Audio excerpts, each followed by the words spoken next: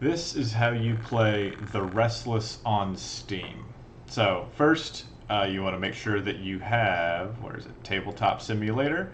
You can get this on Steam. It goes on sale a lot. Actually, if you go to the store page, give this a sec, you can get it for, right now it's 20, but you can also get a 4-pack for 60, which is pretty cool because you're going to have a, if you're playing the Restless, it is a 4-player game. So you download this. And then, when you go to play it,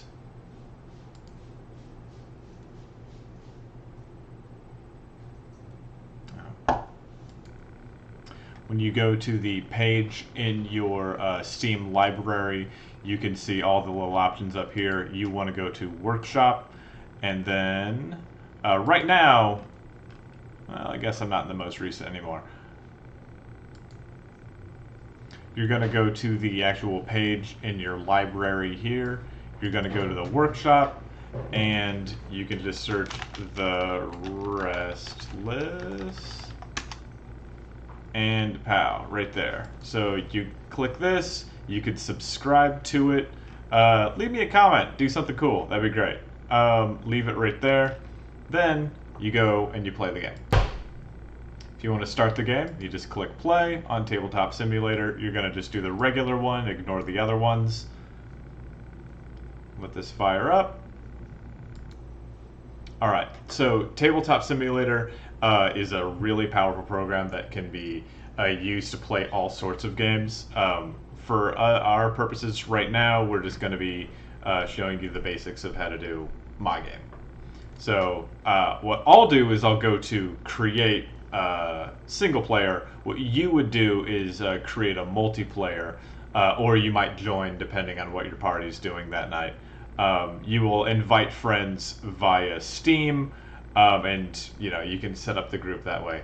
I probably would say you'd just be keeping in touch by talking on Discord, just setting up a call there rather than talking on Steam, but that's just me.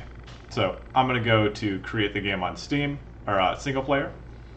Then you have all of the other games. Don't care about those. But under Workshop, you have the Restless. So load it right here. Give that a second.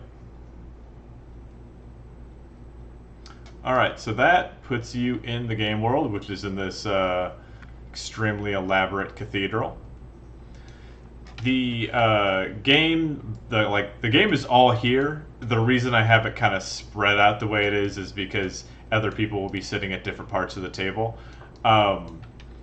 If you're totally unfamiliar with how the tabletop works, this is actually I'm very impressed with how this program works. So I will show you how all of that can get put together. In general, if you want to move an entire deck, you just click and hold. If you want to click and get one card, you just pull one card out. You can also put a card back if you need. If for any reason you need to search a deck, you just right click and you can find the search function here. If you just click search, it allows you to search the whole deck just like that.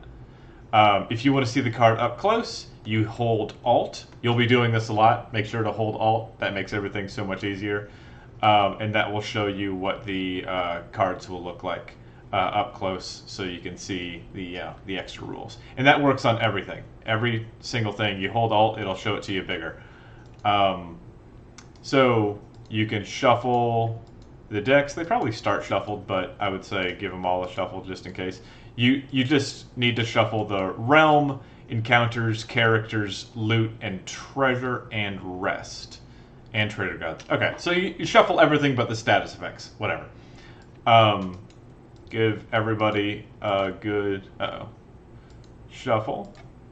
And then I accidentally cut that one. I'm going to put that back.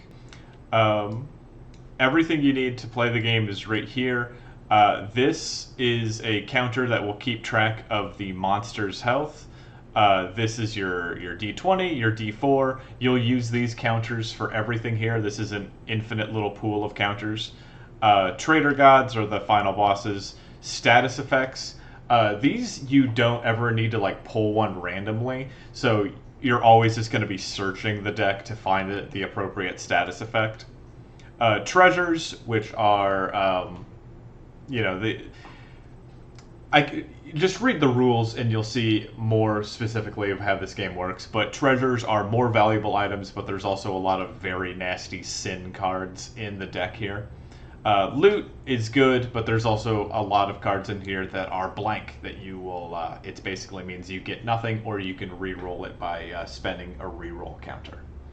Rest cards, what I would say is you start the game by drawing 3 of these, and then you can put the entire rest of the deck into the sack. The sack is just it's like a bag of holding. You can put all of the unneeded stuff in there.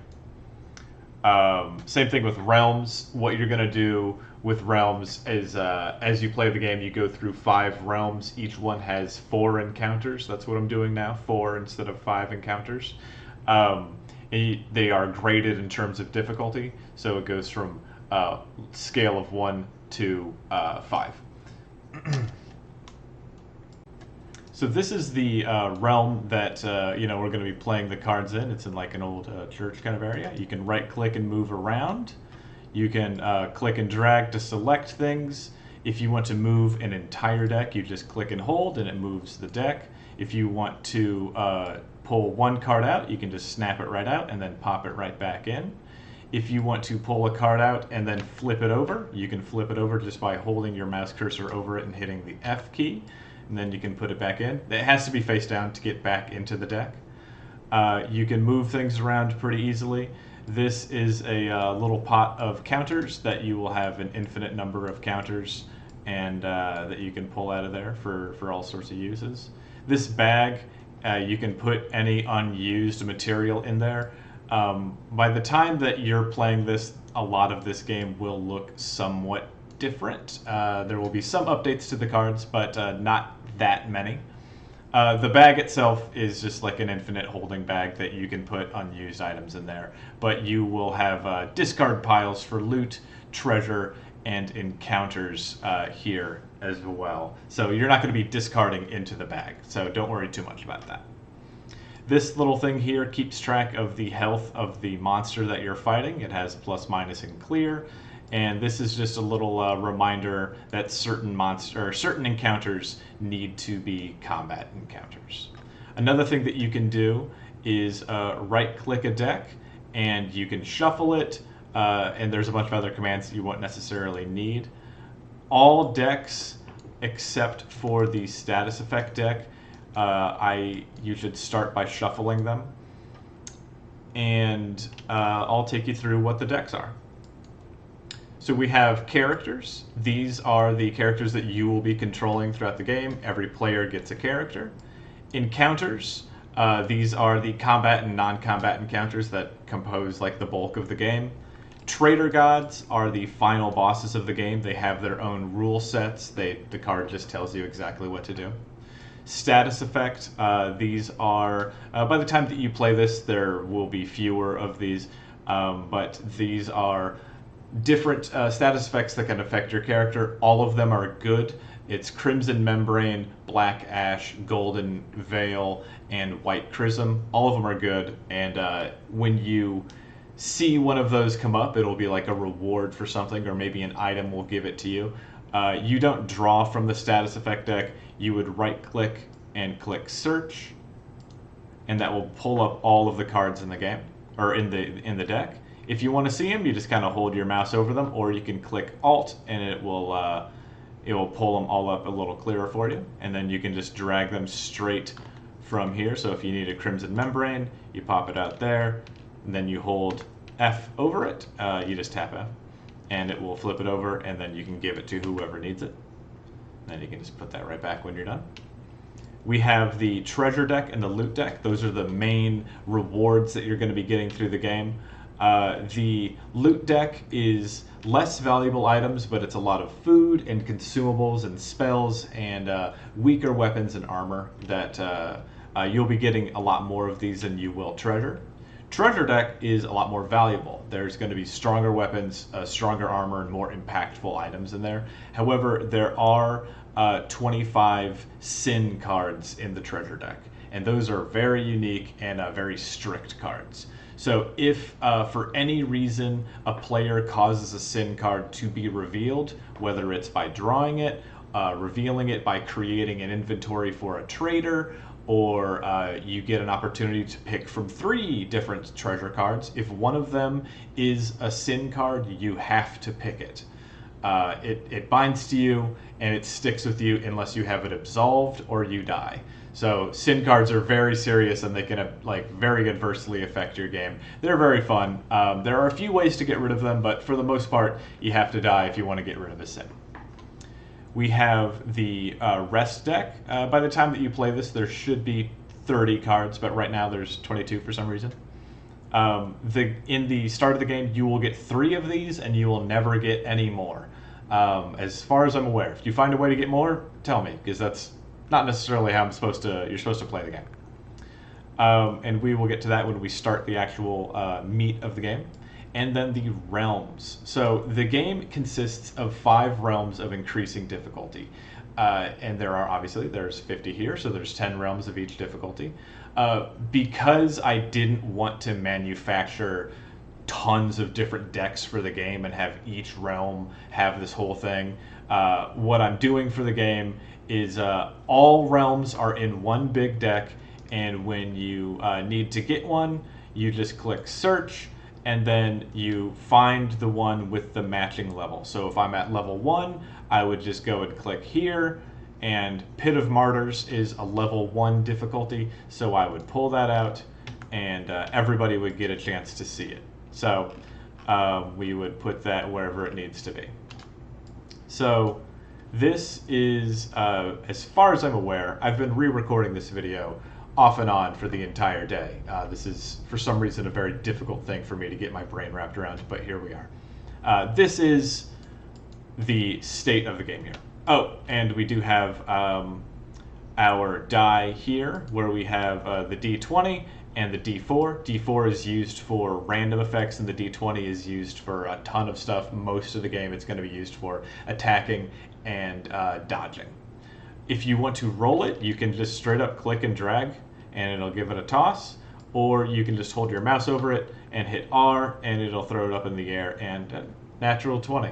This is the take that we keep. I've been doing this all morning, but we're going to keep that because we've got a 20.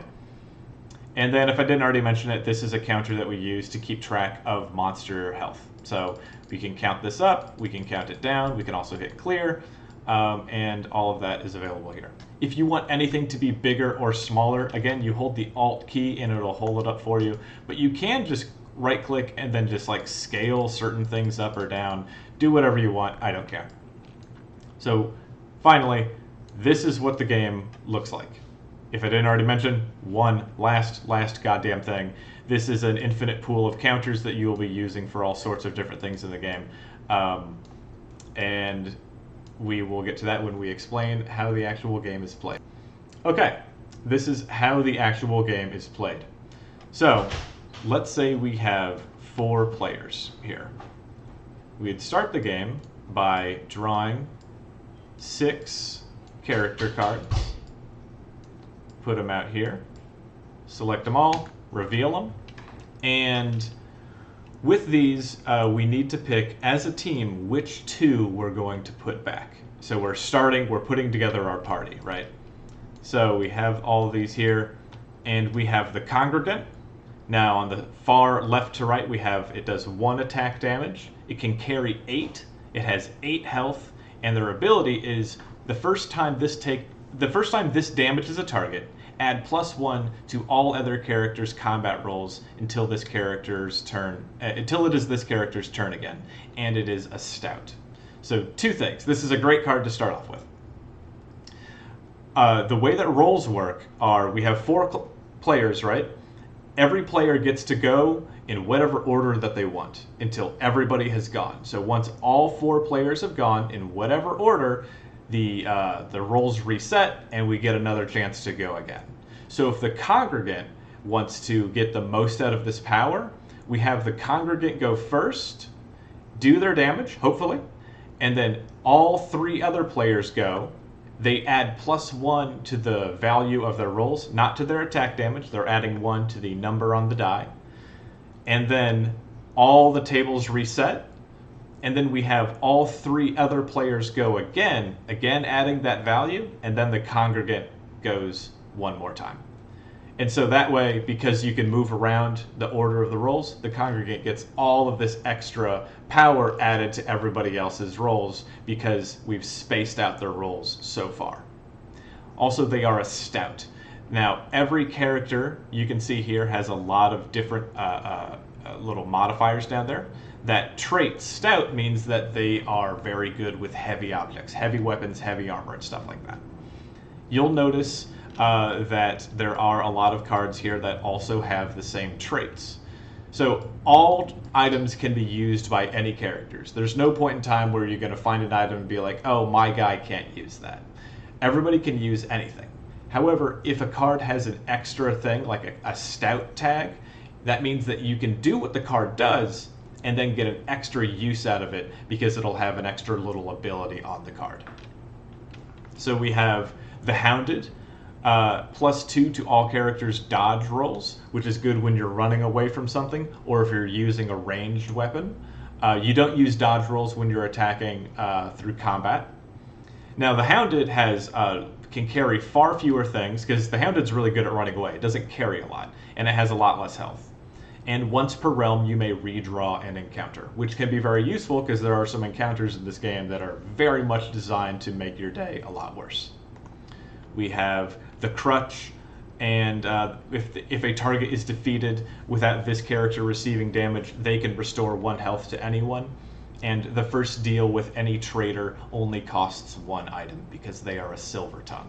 So we have a whole variety of different characters here, each one with their own abilities. So let's say that we discard the Hideous. The Hideous is very good, but we're going to discard the Hideous and we're going to discard the Virago. We just highlight them, flip them over, put them back, and then now we have our party, which is, we have the Halo, the Crutch, the Hounded, and the Congregate. So we give people their cards.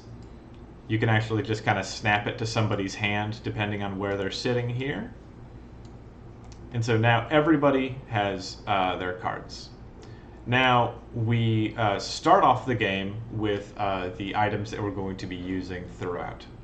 You start with 3 rest cards. These are kept face down because they are, you'll reveal what they are when they happen. Come on, stay in there. There we go. Some other player can, you just kind of keep it in a corner. You're only going to need these under certain circumstances, right? So we have our 3 rest cards that we get. They're the 3 nights remaining during the last days of human extinction. We also get 3 reroll counters, and these can be used to reroll any roll that we don't like. It's a shared pool for anyone. You just say, hey guys, I'm going to use this. I really don't want to take the damage on this. Any roll at any point in time can be rerolled. Also, in the loot deck, there are cards called nothing cards, and when you draw that, you have an opportunity to burn a reroll counter and redraw that card. One last thing is that when you play a rest card, they will tell you what they'll give you a bit of lore, what's going on in the night. They also tell you one little bonus that you get for resting, and you add 3 more reroll counters to your pile when you rest. And any reroll counter can be burnt to restore 2 health to a character. So you can kind of keep them as like a last-ditch food supply. So you kind of want to be wise how you use your reroll counters. So we have our reroll counters here. We have all of our characters. Now, before we get into the realms and the encounters, we want to look at the loadout that we're going to get. So you get to start the game by drawing either 1 treasure, which could be something really good, could also be a sin. There's not that many sins. There's a 25% chance of getting a sin. Or you can get a loot plus a reroll counter. So loot cards have a lot of good uses, and treasures also have some good uses here. So let's just say we're going to split it down the middle. So we give 1 person a loot, We reveal it. Now, all cards are, if you're holding a card, it's revealed to everyone. This is a cooperative game. Let's see what they got. They got horse rib meat, which is a food card. Now, if you look in the background of this card, you can see a campfire. That means that this can only be used when the party is playing a rest card. So this is an herbalist card, which gives you an extra bonus when you use it. But otherwise, when you use it, you can restore 5 health to someone, which is pretty good. It also weighs 1 weight. And you'll notice that the Hounded can carry 4 weight. So you want to kind of be mindful of who carries what. There are certain circumstances where you want somebody to be carrying almost nothing, and other ones where you want to like load people up with things, because sometimes if they die, the heaviest character gets a big bonus, and there's a lot of different rules that can interact throughout the game. So we don't have a herbalist in the party, but if we did, we would give them the card, because that's just a good thing for them to carry because it has that herbalist tag. So the other thing that you should know is we would also get a reroll counter, because we drew that we drew the loot card, right? So let's get a loot card, not the whole deck. Draw a loot card over there. We reveal it. They got a Psalm Plasm of the Veil, which means that it's a consumable, which can be used anytime, and that can be used in battle whenever you want. And that will give somebody Golden Veil, which is a status effect that gives them a perfect shield that will last until they take 2 or more damage. So we got that, and then we're going to give them, we're going to add 1 more reroll counter to our pile here. And then the other characters here, let's give the Crutch here, let's give them a treasure. We flip it over, and they got a Warped Tome, which is an active item. Which you'll notice that this has a little burn on the bottom here. That means when you use it, you discard it. It's a consumable item. When you use it, it's done. And then we have the Warped Tome, which is an active item. You can continue to use this over and over again. On use, you can perform 3 ranged rolls for 1 damage against a target, and then deal 1 damage to a character, and it recharges every encounter, which means that you get to use this multiple times. And it also has a tag for Dexterous, which is great. Well, that's the Crutch. Who's Dexterous? Don't we have a Dexterous? Yeah, the Hounded is Dexterous. So let's give that card to the Hounded. You can trade your cards freely anytime that's not battle. During battle, you're focused on the battle. You're not trading items around, unless you have a card that tells you that you can do that. So then we have 1 other treasure that we're going to give to, who we have here? The Halo, and that is Obliteration Moans, which is if you receive lethal damage, prevent your death once, restore your character to 1 health, discard this, and end your turn, which is a great last-ditch health recovery item. We didn't get any weapons. But when you do, weapons will cover up your unarmed attack damage. So right now, everyone does 1 point of damage. You can see that little crossed sword and arm. In the actual card art, it will look different. So right now, everybody just does their 1 point of damage. I should also note that by the time that you play this, these cards will look a little different. There will be a death effect.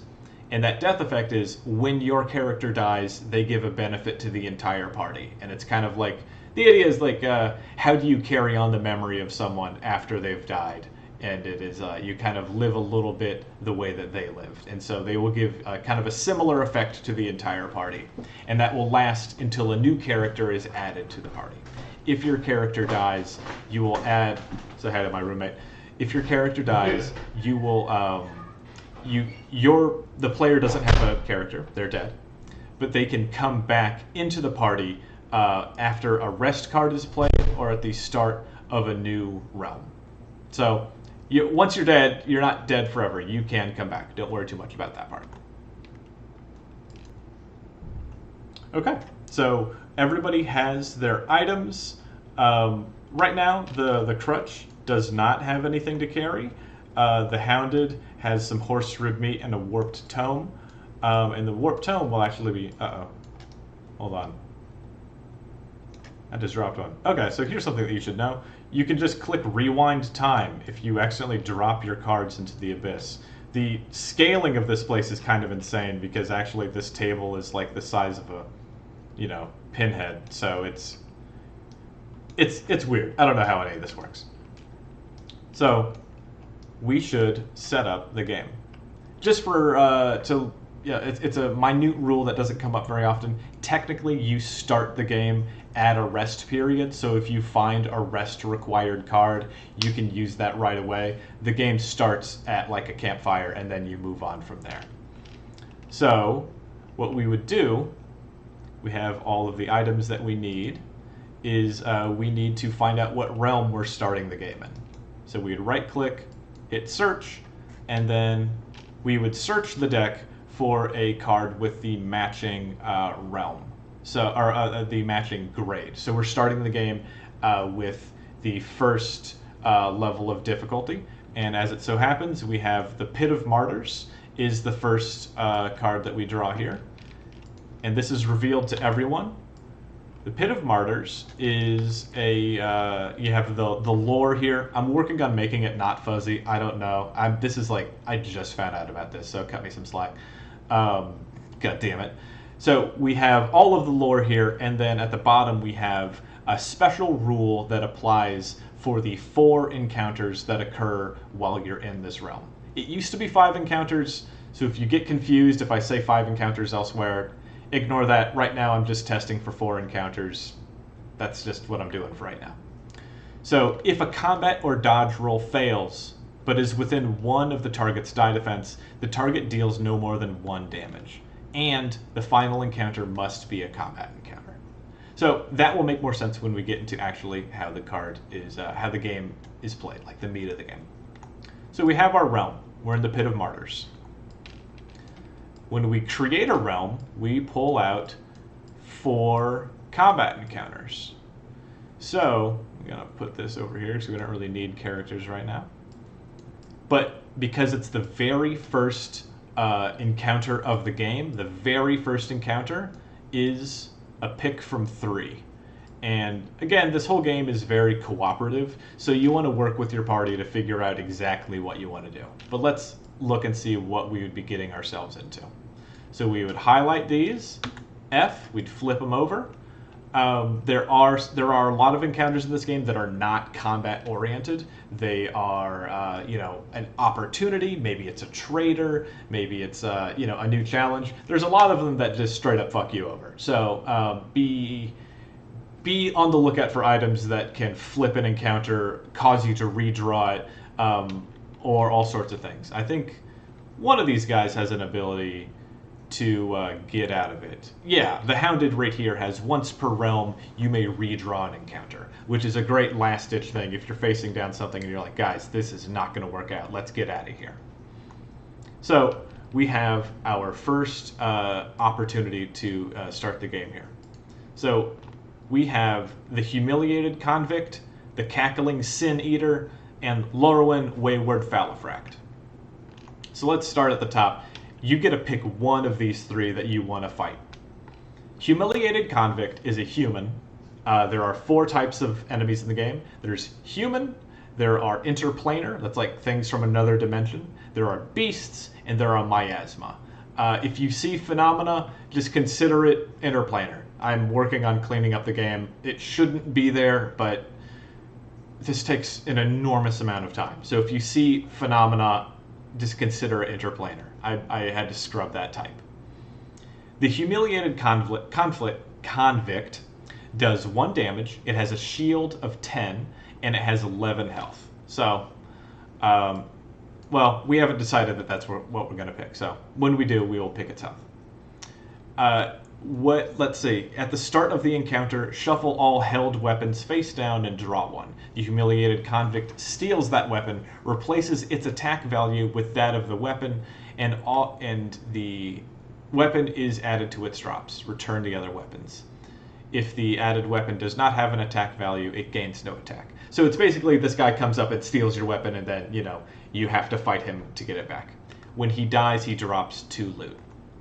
Then we have the Cackling Sin Eater. This one does 2 damage, has a shield of 9, and it has 9 health. It's also a phenomena. when this character, when this damages a character, reduce their maximum health by 1. Now, that is a real difficult thing. It also forgives a sin when it dies. We don't have any sins, and risking all of that at the start of the game, probably not a good idea. It does drop 1 loot. And then finally, we have Lorwyn, Wayward Falafract. This one is quite a son of a bitch because it does 2 damage, has a pretty good shield at 11, and it has 18 health. That's a lot. And when this damages a character, they must skip their next turn because it's this enormous armored beast.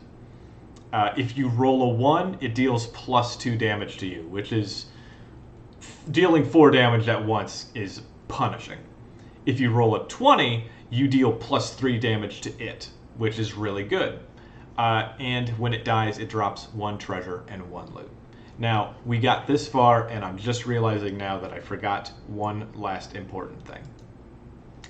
When you have your character out, so we have the crutch here, they have 7 health, pull out, all characters do this, they pull out 7 counters, and they keep these, this is their health pool. Keep these here. I'm doing this instead of a counter because throughout the game you will get increases to your max health, but that won't increase, that doesn't heal you. That just gives you a bigger capacity for health. So if the crutch takes damage, we would just move these counters over, and then when they get healed, they move them back. If you get an increase to your max health, you just add it to the other side so that you can later heal it back into you. And so we would do that for everyone. So the Halo has 6 health, the Hounded also has 6, and the Congregant has 8. So, but for right now, we're just going to do it with the Crutch, who has 7. And I just realized now that, yeah, because I added that extra health. So I've got to put that back. So I think that Lorwyn is a hell of a difficult thing to start, especially when we don't really have that many means of cracking an enemy open. You're going to get a lot of different tools as you play the game. So right now, Lorwyn would be pretty difficult to fight. The Sin Eater can reduce our maximum health, and at the start of the game, that's like the last thing that you want to do. So the Humiliated Convict, that's pretty easy. We don't really have to worry about this one because we don't have any weapons for it to take from us. We just have like tools and stuff, right? So let's get rid of these 2 here. We're going to put these, I think you can, yeah, you group them together as a discard deck. When you are playing the game, there will be little decals on the table that will have like the discard counters go here kind of thing. So let's take a look at this combat encounter here. We have the Humiliated Convict. At the start of the encounter, we already went into that. We don't have any weapons, so this guy doesn't even have anything to steal from us. That's fine. What we would do is we would decide as a party who wants to go first. The Halo might want to go, but you know, let's just keep it easy and start with the Crutch. Now, the Crutch has their ability of not taking damage, so we want to do what we can to make sure that the Crutch doesn't take damage. And we also have to remember that if a combat or dodge roll fails but is within one of the target's die defense, the target deals no more than 1 damage. We don't have to worry about that because we're fighting the Humiliated Convict, who only ever does 1 damage. So the way that you attack is pretty straightforward. They have a shield of 10. So I would roll the die either by giving it a toss or by hitting R, and that will toss it up in the air. And the value on that tells me whether or not I hit. When you're doing a combat roll, that is when you're attacking unarmed or with a melee weapon, you are saying, do I hit it or does it hit me? I just rolled a 14, so I deal my 1 damage to the convict, who has 11 health, so we would put the 11 health on here. I just did 1 point of damage to it. So I did my turn. During a turn, you can use 1 item, like a consumable, if it doesn't have a campfire. You can use an active item if it's available to you. And that's kind of it. You can really just do those two things. Read the rules for any other. There's a lot of little like other things that you can do here. So then we would go over to the Hounded. Now the Hounded is pretty good here. They have horse rib meat, but they also have an active item. So what we can do with the Hounded is we can do our combat roll, where we roll this and we get a 2. That's not good. That means the Humiliated Convict does 1 damage to the Hounded. Now if I had a pool of health here, I would move 1 counter over, so that the Hounded just took 1 damage. But the Houndeds, their turn isn't over. They still have the Warped Tome, which means that they perform 3 range rolls for 1 damage against a target, and then deal 1 damage to a character. So they are dexterous, which means they add +2 to that roll. So we're just rolling to hit 10. We're doing 3 range rolls against the Humiliated Convict. So let's give that a toss. So they deal 1 damage to it. They deal 2 damage to it. And that's it. So they deal 2 damage. But those were ranged rolls, which means that just because I fail, that target doesn't hit me. Throughout the game, you're going to find there are ranged weapons and a lot of like ranged spells where it will say perform X number of range rolls against a target for X amount of damage, then follow with a dodge roll. So if combat is do I hit it or does it hit me? Ranged is do I hit it at all? And dodge is does it hit me? So if you have some good stuff that requires a dodge roll, you might want to give it to the Hounded because he's dexterous and he adds +2 to dodge rolls for everybody. So I guess you can kind of let anybody use the dodge roll item, but dexterous items generally have bonuses on them too. So Hounded is good at doing things at range. But I still need to deal 1 damage to one other person because that's the caveat of the range roll. Also, I have a 2 here, so the other thing is my dexterous doesn't actually help because, force is still underneath the value here. But I did do a good chunk of damage on my turn.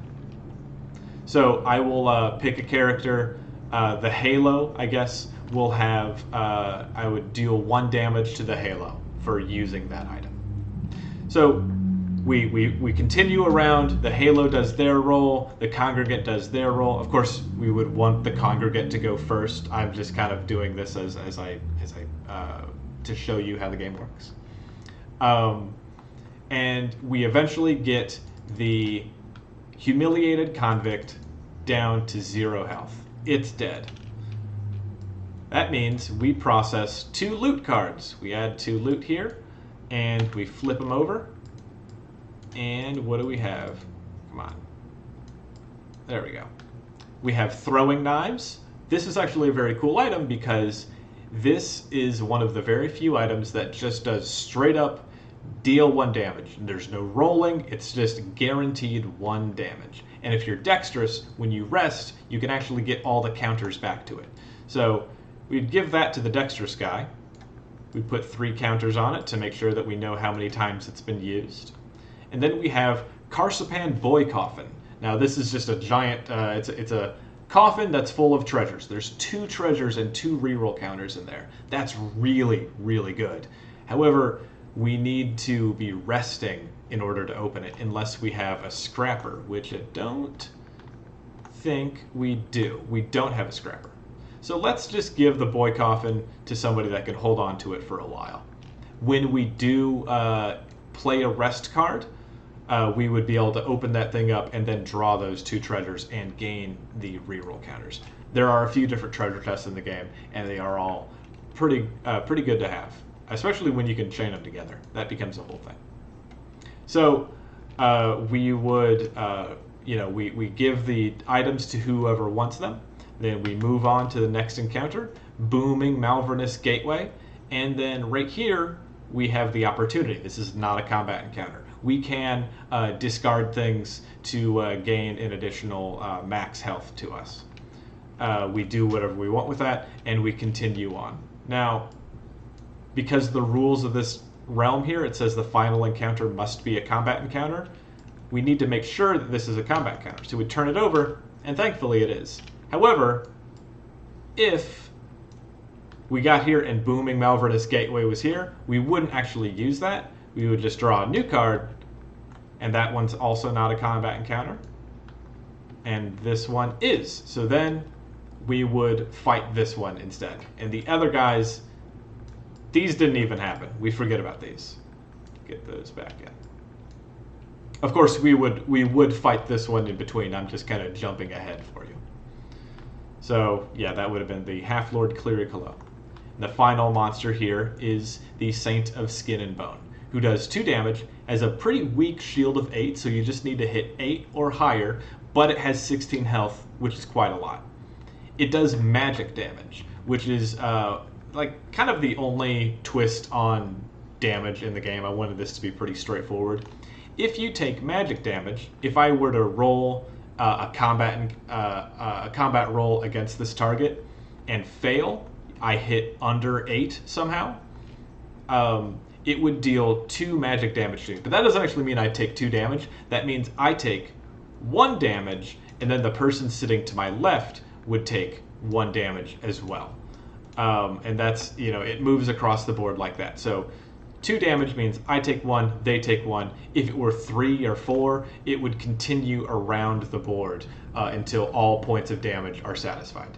If for some reason there's a dead character, then we would just ignore that chain and it would stop there. So if this had like 4 magic damage and the Hounded was already dead, it would hit me for 1, hit the Crutch for 1, hit the Congregate for 1, and then it would just stop at the Hounded, meaning that the Halo wouldn't have to take damage. However, that would continue, the risk continues as the game goes on, depending on who is fighting at the time, because everybody has a different left. So we fight all of these, we get the treasures, we get whatever items we need, and that is all for that realm, right? So we can take all of these cards. Hang on, let me get these back in there. And no, I'm gonna put you back. It can be a little finicky. Trust the process. Well, you know what? I'm just gonna let that one fall. Generally, I would say don't do that because you'll need to know what cards you've defeated and such when you get deeper into the game. But for right now, who gives a shit? So, the rules of this realm are done because we no longer have to worry about that realm. We're done with that realm. We would start a new realm. Now, if any character dies, let's say the Hounded dies, we would they would have like that death effect that I described earlier. That would stop coming into effect, and we would give that player a new card. So we have the Hideous. And the Hideous is actually pretty goddamn strong. Also, if you die, all of your items are added to the drops of a monster. So when the monster dies, you can get those items back. You can hold on to them so that you can give the next character that arrives something to work with, because they arrive with nothing. So we've started a new realm, or we are about to start a new realm, right? So let's say that the Hounded did die, and now we have the Hideous, and let's say that we were able to gain those things, so now we have all of those back.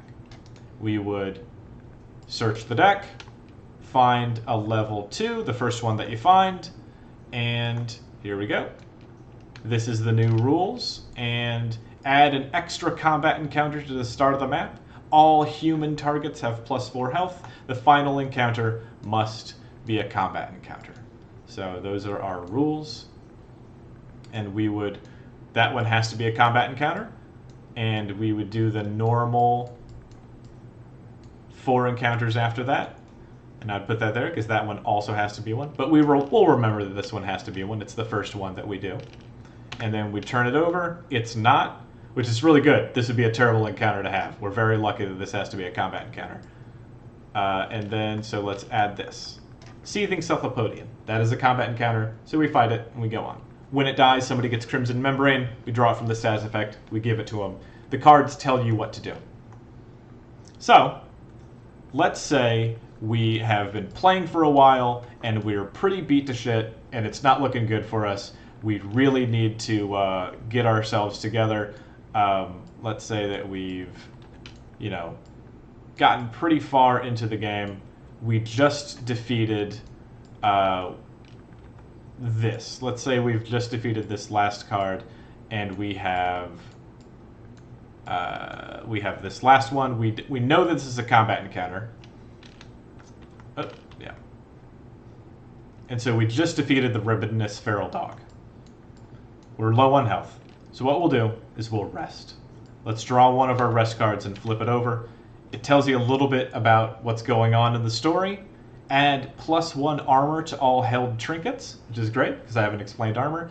And the party gains 3 reroll counters. Reroll counters may be consumed for 2 health each while resting.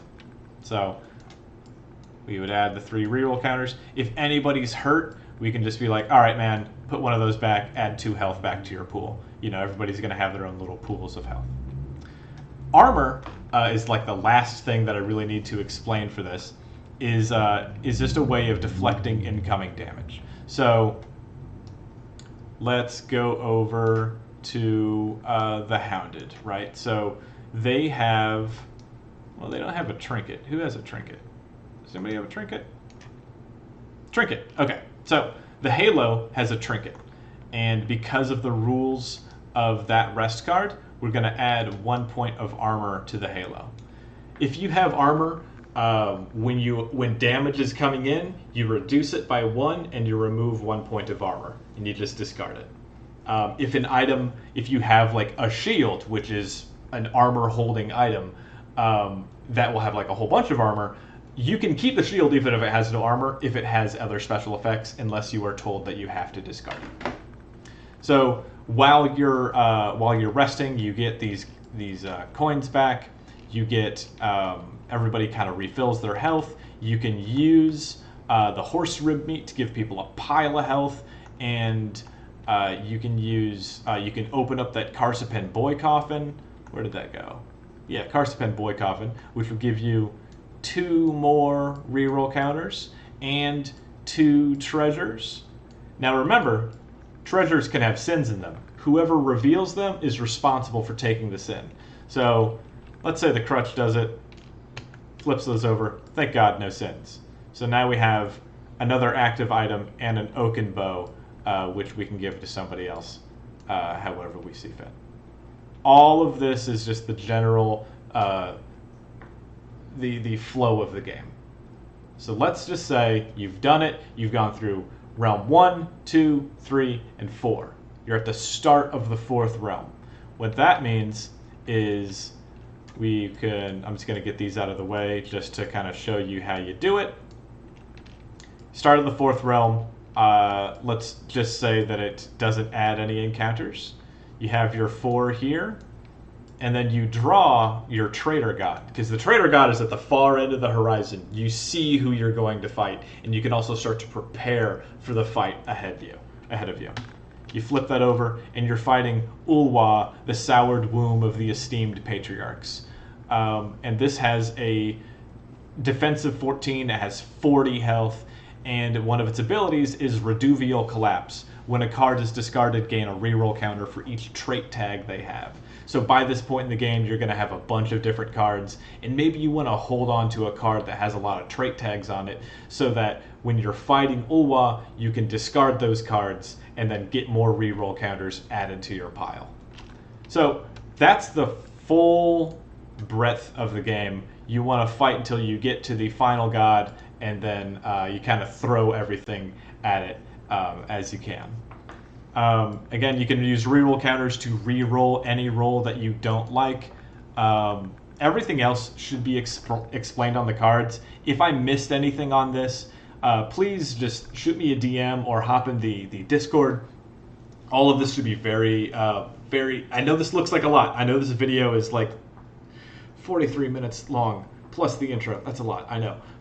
It's really not that difficult. Everything is explained to you on the cards. This is going to be a lot of fun. Please, for the love of God, give this a shot. It's going to be good. And if you have any questions at all, please just let me know. Thank you for watching.